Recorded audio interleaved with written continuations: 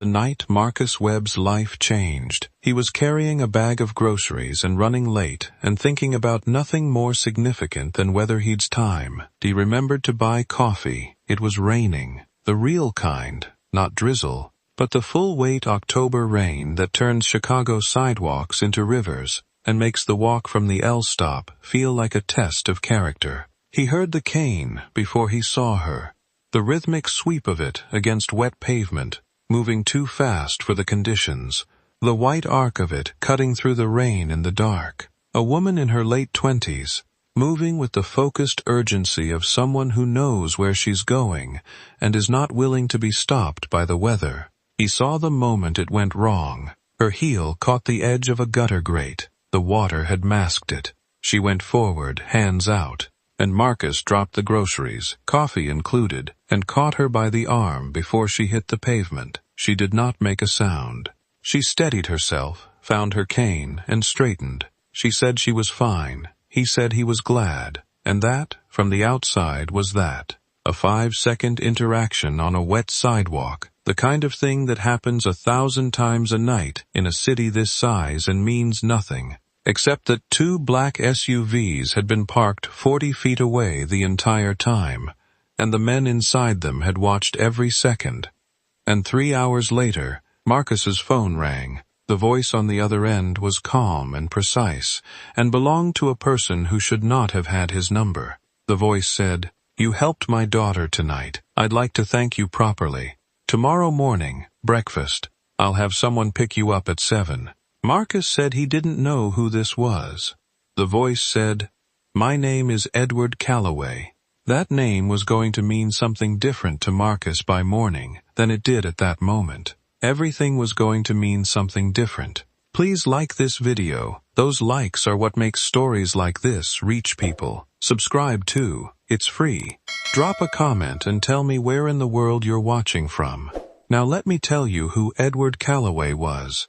Marcus Webb was 27 years old and had been in Chicago for 2 years, working as a paralegal at a mid-sized law firm while he figured out what came next. He had grown up in Columbus, Ohio, a family of moderate means and substantial expectations, both of which he had partially met.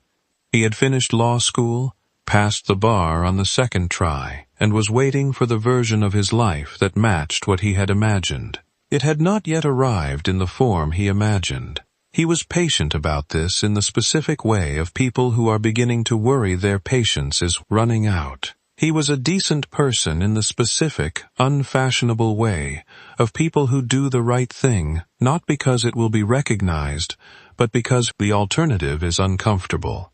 He had caught a stranger on a wet sidewalk because she was falling, and he was there. It had not occurred to him to do anything else. He was not involved in anything complicated. He was about to be. The woman with the white cane was Maya Calloway. She was 26 years old and had been blind since a car accident when she was 14, an accident that was not, as she had been told for years, a simple collision. She had grown up knowing only the version of her father had chosen to show her, which was the version of a successful businessman who traveled frequently and had strong opinions about her independence.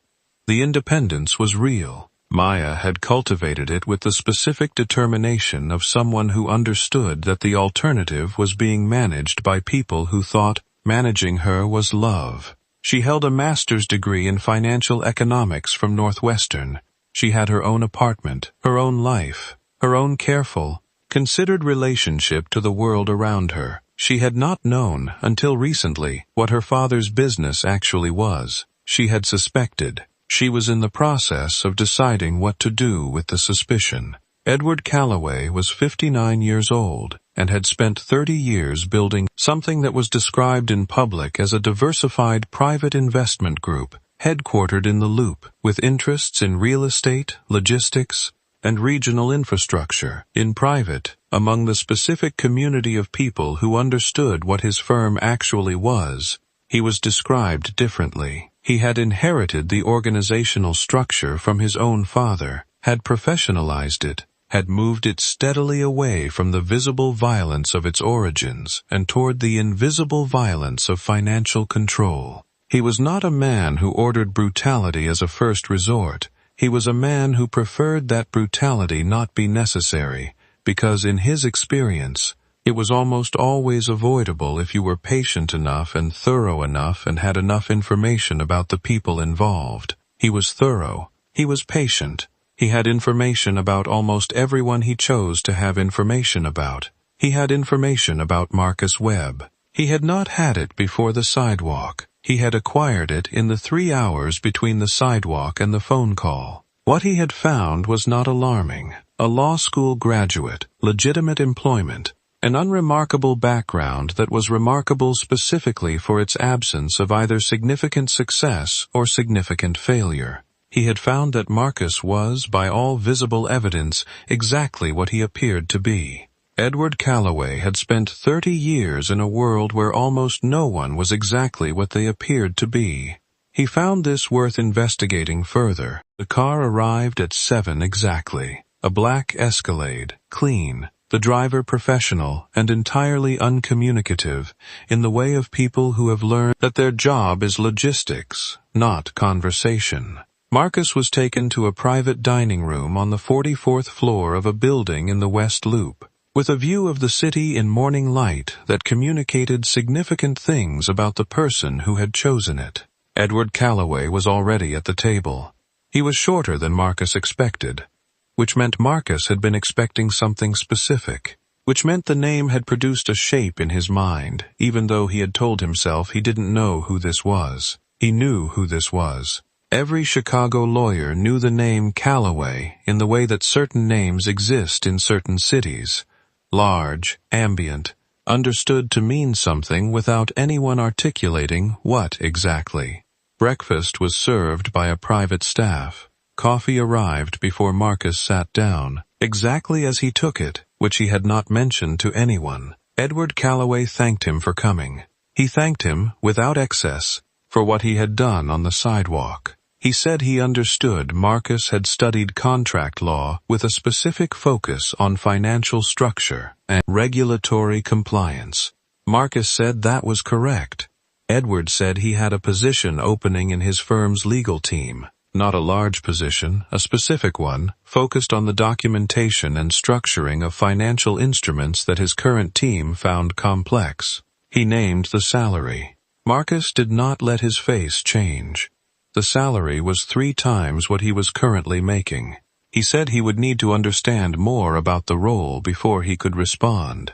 Edward said, of course. He slid a folder across the table. The folder contained a position description that was detailed and, on its face, entirely legitimate. Marcus read it. He thought about the black Escalade at 7 in the morning, and the coffee waiting at exactly the right temperature, and the view from the 44th floor. He said he would need a week to consider it. Edward said he had until Friday. Marcus took the folder home. He spent the week doing what lawyers do when they want to understand something. He researched.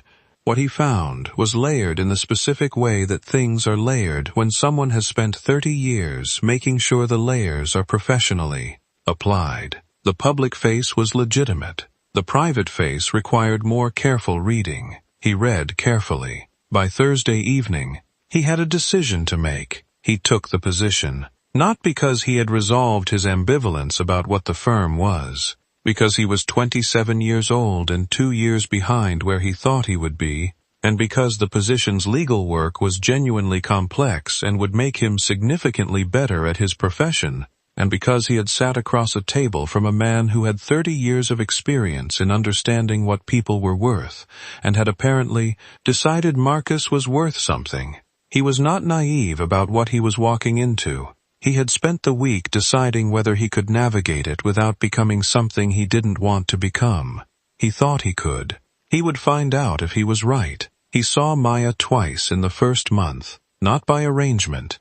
The Calloway firm occupied multiple floors of the building, where Maya kept an office she used for independent consulting work she had been building. For 2 years, the first time they passed in the lobby, she did not recognize him by face, obviously. She recognized him by the specific sound of his walk, which she told him later was a more reliable identifier than most people expected. She said, "The coffee guy from the sidewalk," he said. He had also been carrying groceries. She said she knew. She had heard them hit the pavement. They had lunch the following week. Please like this video. Those likes genuinely make such a difference for stories like this. Hit the button. Subscribe if you haven't. Free. Drop a comment right now. Where in the world are you watching from? Now the part where the layer. 3 months into the position, Marcus found something in the documents he was working on. Not dramatically, the way lawyers find things, which is through the accumulation of careful reading until a pattern becomes visible that shouldn't exist. The financial instruments he was structuring were legitimate on their face. What was not legitimate was a secondary routing that appeared in certain of the larger transactions.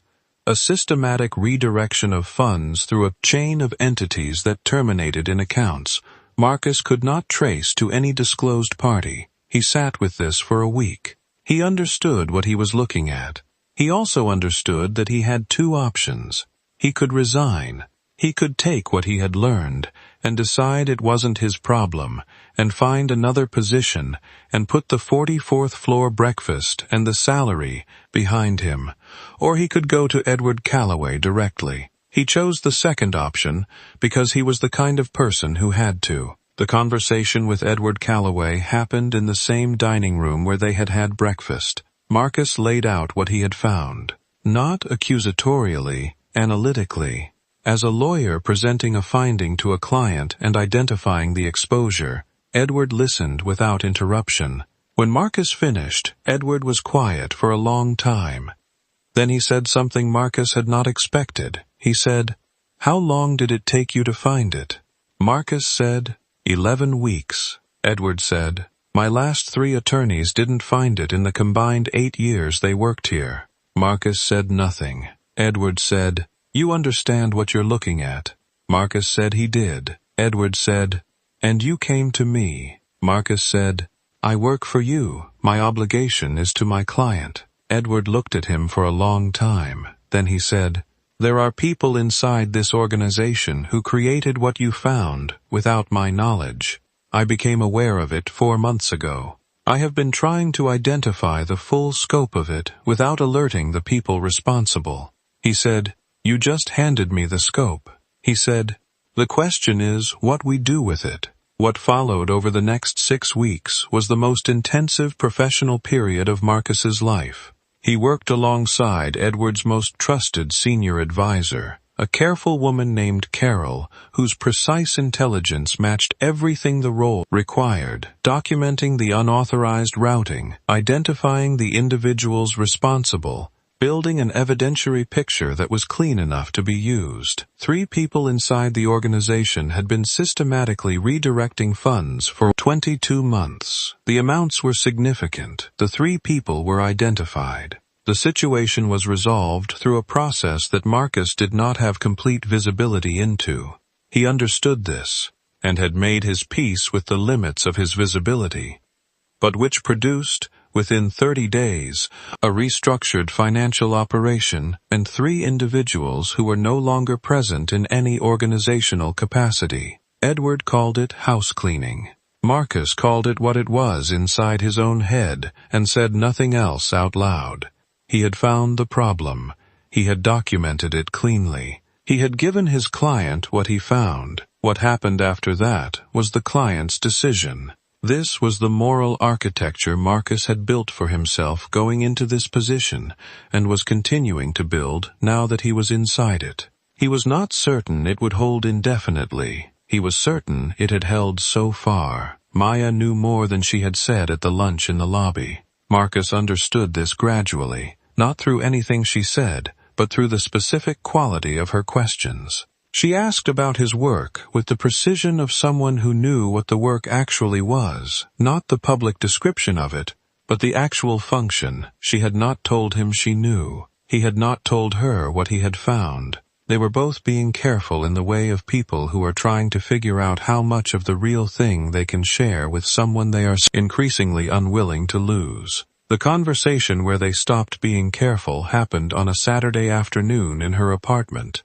Over a lunch she had cooked with the confident efficiency of someone who had navigated kitchens by touch for 12 years. She told him she had known about the firm's real structure for 18 months. She had known because she had found it herself.